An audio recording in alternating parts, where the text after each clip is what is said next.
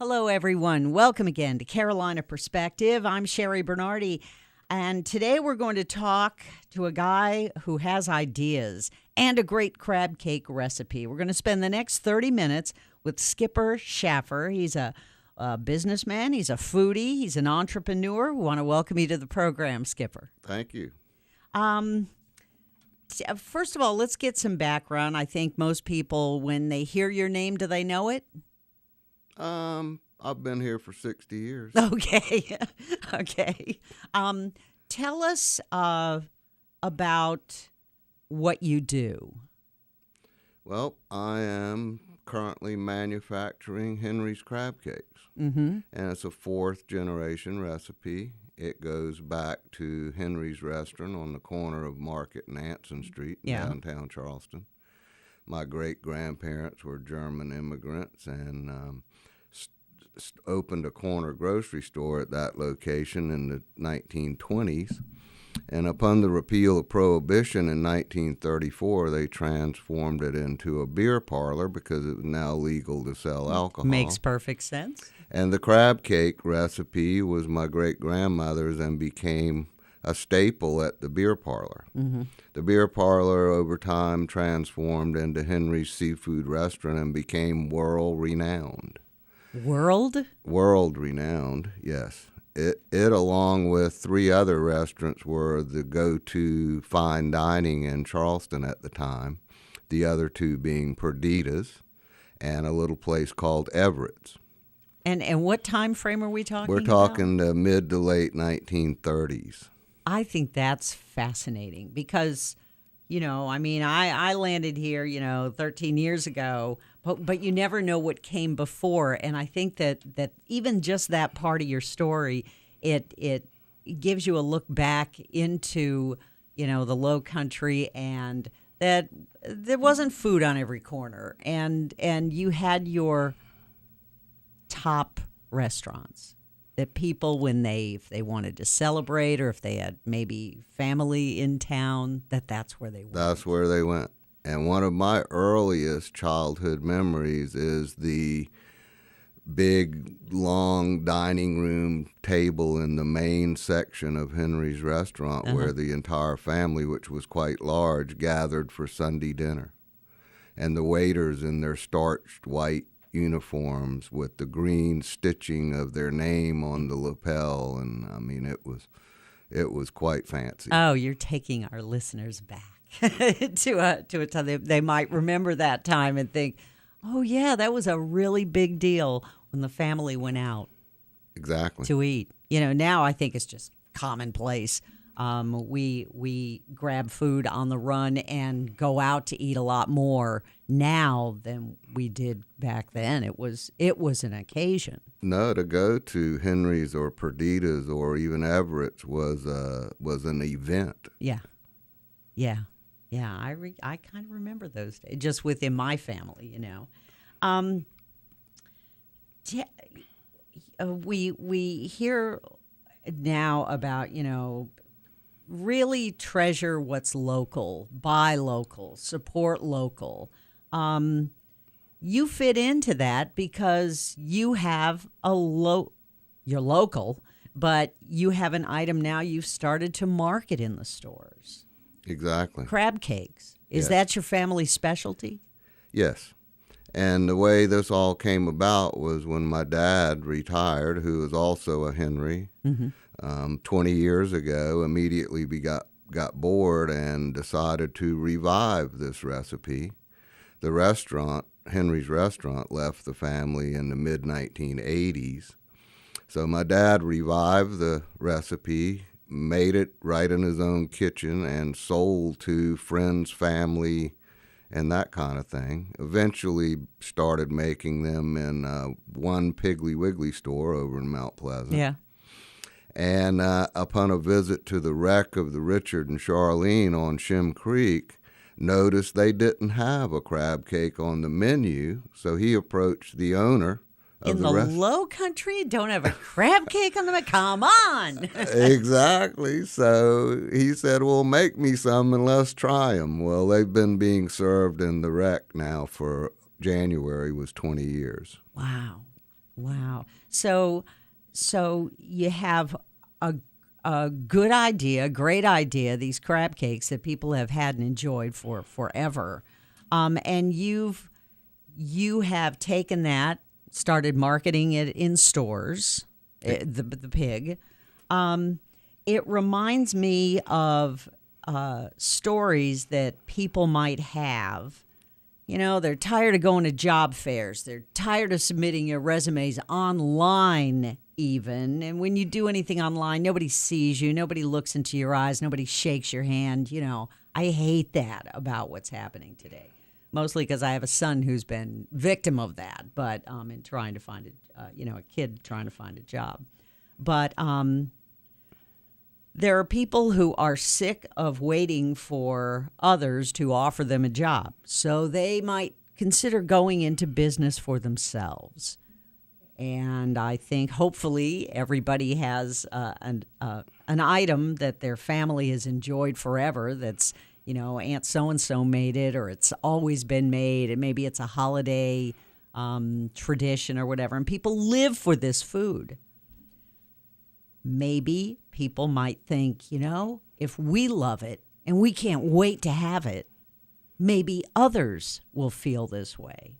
When it comes to marketing food, how difficult is it? Do you have to have a restaurant, or you know, how do people make that jump into maybe making something, you know, and putting it up for sale? Well, obviously, we're a very young company. We got our first product out about the middle of March. And so I'm still navigating the trail of how do you get the word out. But, you know, when it first came about and my dad informed me that he was no longer able to get up and go and do this, I asked his permission to investigate how do I take it to the next level. So I started doing the research, obviously, on the internet. And what do I need to do? What courses do I need to take? How do I get certified to retail a crab cake? And it was quite an experience and a journey. Is it really involved to do something like that? Well, being seafood, it takes it to a different level as far as certification, because you have to be federally certified to handle seafood because of the potential that it may cross state lines. So it's no longer just a state issue with the Department of Health and Environmental Control. It goes to South Carolina Department of Agriculture, Food and Drug Administration. It's quite an involved process. It sounds like a lot of bureaucratic red tape. Did you find that these things made sense and are useful, or did you think it was, they wanted me to jump through another hoop? Oh, no, it was very useful because we don't want anyone to get sick. Right. So learning about foodborne critters and things like that was very fascinating, and how to prevent it and make a good, clean, healthy product. Now, you couldn't do this in your home, right? Obviously not, no. And I got lucky there as well. After obtaining my USDA or SCDA, South Carolina Department of Agriculture certification, it was then the challenge was to find a place to actually start making the product. That's what I've always wondered, you know, because do you have to buy a place? Are there places you can just rent time and space? How does that work? I got really, really lucky. I'll never forget it. It was a Monday morning. I'm a Post and Courier reader. I get it my dog and I get the paper every morning at 5 a.m. Yeah. And on Monday, there's a section in the paper called the Business Review. And the feature story on this particular Monday was about a company called Duval Events. And they're probably the largest catering company in Charleston. And they had recently purchased an old warehouse in North Charleston on Azalea Drive and completely renovated it inside and out, and had this massive commercial kitchen that they were renting space to young, small entrepreneurs like myself. Yeah.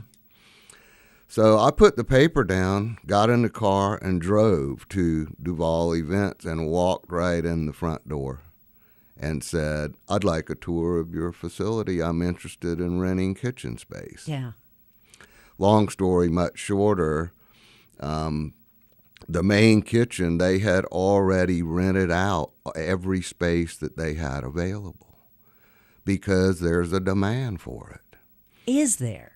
Interestingly enough, they had also built a separate kitchen which adhered to USDA and FDA certification, but they had nobody to use it because nobody had those certifications except me. There you go. So I pretty much, they made me a deal on rent, and here I go into this state-of-the-art, brand spanking new kitchen with every conceivable... all the bells and whistles. All the bells and whistles, and it was fabulous. The only downside was, because of these regulations, it stays about 40 degrees in the kitchen. Yeah, so bundle up. Yeah, so when you go it was work. like going to work in the morning to the Arctic Circle. Yeah, yeah. You know, I would think with the way that you told that story and the way that everything just kind of came together, that this was meant to happen.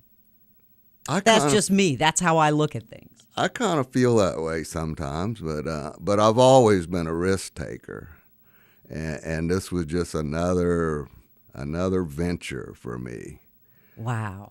And I would think that people are listening to your story now, and their mind may already be ticking away as to, wait a minute, there are places I don't have to try to make something in my kitchen, which is probably illegal anyway, isn't it? Yes. Yeah. I don't have to try to, where are these places? Where can I go? Are there places available? And, to make something special that you think the public will like. Charleston's become kind of a foodie capital. It has. And I'm amazed at how many lists our city is on now. These are huge lists. Yes. I mean, they have some prestige to them, and there's Charleston. Yes. Great destination. Aside from our historical, it's food. And I don't know if it's having food shows on TV like the Food Channel and things like that, which is more than just people throwing together ingredients. They spotlight Charleston a lot in some of those shows. Yes, they do. And we also have an organization that we just recently joined called Local First. It's here locally in Charleston, and it's a way for people like me to network with other people like me. And there's also the South Carolina Specialty Food Association, which we are members of. That's actually an arm of the South Carolina Department of Agriculture. Uh-huh. But again, foodies, people with an idea, people with a product that they believe in can get together and network and figure out how to get the word out. That's what I find, and is that people don't realize that there's help out there. If you have an idea, there's usually a group or an organization or someone who can point you in a direction. Haven't you found that to be true? Yes, exactly. Did you know about any of this before you got into it? I did not. It's been a true, real education and fun at the same time. Well, and that I think is an important element because, they say if you do what you love and have fun, then it's not work. Although I'm sure it's work. It's always work. It's just that it's enjoyable. Exactly. So do you have a staff that puts this product together, or do you go in there and mix it up? It started out just me. Mm-hmm. And got so busy so quick, my wife joined me for some help, not only bring a sweater, bring a sweater, not only in the kitchen, but the moral support and the packaging and labeling and all of the other things that go to producing a marketable crab cake. And Piggly Wiggly, ultra supportive with their local Since Forever campaign, and they ran 3 back-to-back full-page ads when we were just getting started. And all of a sudden, my wife and I found ourselves spending 7 days a week in the kitchen making crab cake. Well, that's good, right? That's good. Good. Extra work means there's demand for it, and that is always a good thing. So I would think, with what you've said about Piggly Wiggly, that if you have a good kind of hometown, local type of business, like a grocery store, and you've got a food item, that might be a good first stop, wouldn't it? If you want to get your product out there. It was for me. Yeah. And continues to be for me a great place to start. Yeah. Because of their local support and backing. Oh yeah, and it's just what they say in their ads too. I think they like the local aspect, and if they can provide more of that, that's great. I mean, there's always going to be Del Monte and all these other names and that, but it's nice to have a huge company like that backs the local guy. Exactly. Have you gotten to the point where you're mentoring anyone, or have people come to you and saying, hey, my uncle makes the best baked beans, or, anything like that they've come to you and wanted some advice? I have had a couple already, and I'm going to be meeting with both of them later in the week. And I look forward to helping and giving them what I've learned. Yeah. And maybe they'll share back with me. And again, the networking thing and trying to figure out how to get the word out. That is very important, isn't it? That networking aspect. I forget when the word started to really become part of our vocabulary, or maybe in business it happens sooner than in the general public, but networking, that is important to make connections. Yes, exactly. And Piggly Wiggly has several other local products, and we are now communicating with each other and sharing the connections and how to get the word out. For a young person who might have, a great idea or a vision of what they want to do, you got to have money to do anything. Do you find that to be a concern when it comes to starting something like this? Well, got to have some cash. Just as soon as I started, I was immediately contacted by several, again, local organizations who are available to help with the financing and loan money. Fortunately for me, I didn't need that, but I did learn that they are available. So there's money out there too, along with advice, along with guidance. That's incredible. Skipper, it makes me think that there's no reason for anyone to be sitting back and saying, yeah, that's what I'd like to do, but I don't know. That's right. Because go for it. Exactly. People do have a fear in this economy of branching out sometimes. Some people, risk takers like yourself, and see an opportunity and think, why not?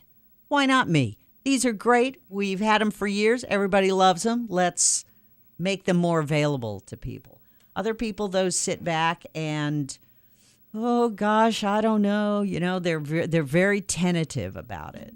Any advice for those people? I don't know about advice. It's just, I guess it's the nature. It's the, for me anyway, I never was afraid of taking the chance. You're lucky because, a lot of us sit there, I don't know. I think those are the three words that will just torpedo anything. I don't know. Yeah, exactly. Yeah.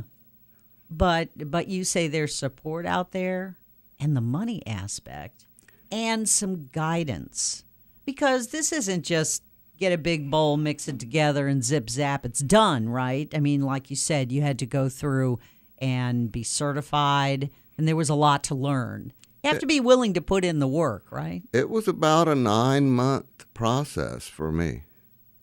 From initially doing the research to figure out what I needed to do, to finding where I could get the training I needed. I wound up taking the seafood handling course in Brunswick, Georgia.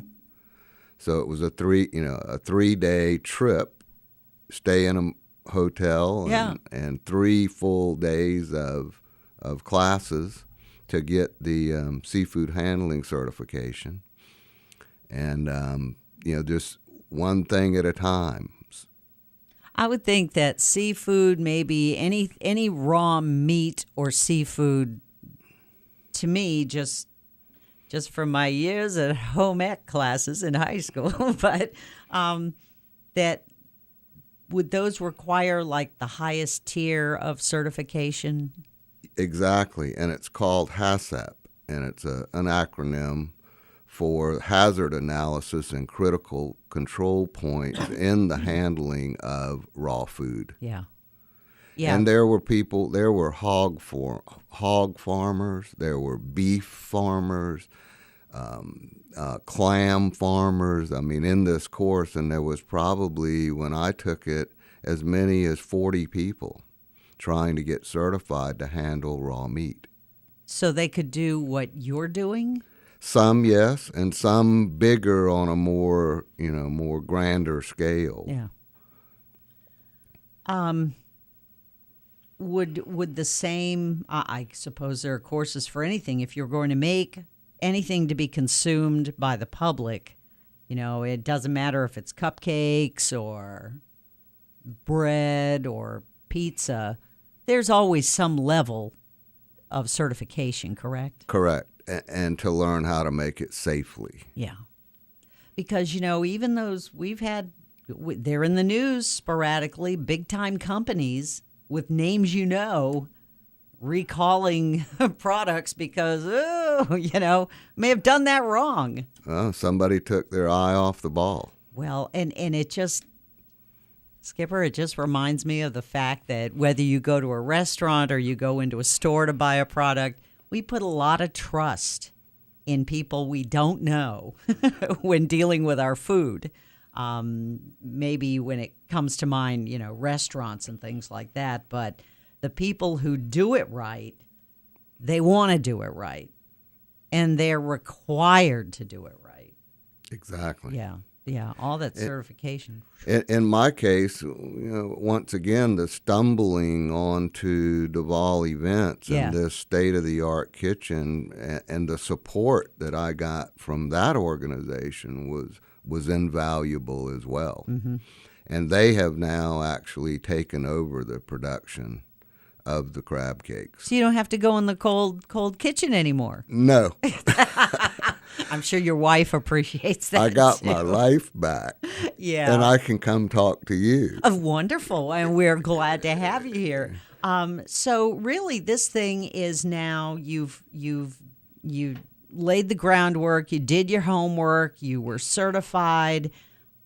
I'm thinking if you're here able to talk to me instead of being in the kitchen, then you've got a hit on your hands. I like to think so, yes. Yeah. Do you how many do you make them how often are they banged out in the kitchen, like once a week or they're made every daily. Day? Daily. Yes. Oh, you are doing well. Yeah, we're currently in 28 Piggly Wiggly stores and the Rec restaurant on Shim Creek. Yeah. And our first delivery went out yesterday to Charleston Crab House. Wow. So a dream of producing a food product that maybe has been in your family forever, or maybe you just came up with something. This is an attainable dream. It is. And my son just joined me last week, and he'll be the 5th generation of Henry. So he's into this? He is into it, yes. Well, I would think if, keep making them right, and it's great to be in business. It is. Because it's your business. It's the American dream. Exactly. And at a time where, again, people are, the economy's still a little shaky, and but for those who take the chance, see, that's what I'm getting from this. You take the chance. Maybe the angels are with you. Maybe. Yeah. And they're eating crab cakes. And they're loving it. Yeah. We just have a couple minutes left. What, in a nutshell, if you could just mentor someone, any of our listeners who are just catching this and thinking, wow, that sounds like the dream. How do I start? What do I do? How do I venture into this? Do you have to have a degree in business? No. Do you have to be a culinary expert? No. As we've talked about in this 30 minutes, there's help out there. And the internet has made that help readily available. Just by going and looking and typing in keywords, you can find the help you need to learn what to do to be your own business. It's just extraordinary, because I think a lot of us who don't have any kind of business expertise other than I drive to one every day to work to draw a paycheck, we don't realize that all that's out there for them. For anybody, there's help. And when you get good at it, of course, there's competition. But to start out, there's always help. Yeah. I think people forget that. But when you look at all the businesses that have opened, whether it's selling wrenches or crab cakes or whatever, everyone had to start somewhere. And if there's one thing I think Americans are good at, if we're allowed to do it, it's commerce. Yes. And I'll have to say, Teresa Taylor at the Post and Courier, the food editor over there, wrote my story when it first came out. Mm-hmm. And her spin was on the Henrys and the Henrys restaurant, and the history and the 4th generation recipe that's now Henry's Crab Cakes. And her story is where these people came out of the woodwork with the offers of financial help, the offers of marketing help. I mean, it's out there. You just need to look for it. Yeah. You just have to take that step and say, let's do it. Let's do it. Is there a secret ingredient? Yes, there is a secret ingredient. And I guess because it's secret, you're not going to tell me. No, I'm going to tell you what it is. You are? Yeah, it's crab meat. A certain kind? No. Just crab meat? It's chock full of crab meat. Oh, okay. Well, I see. Now, that's a secret we like. Yes. And nobody wants like a lot of crackers or a lot of breading. You want the crab meat. I've heard my dad say it 1,000,000 times when everybody asks him, what's your secret ingredient in the crab cakes? It's crab meat. It's as simple as that. The name says it all. It's a crab cake. Exactly.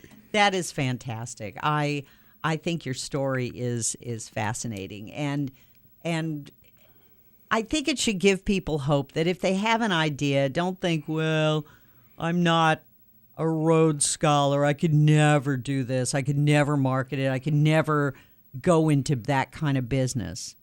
But I think your story shows people that, yeah, you can, and probably a lot easier than people think because of the help that's out there.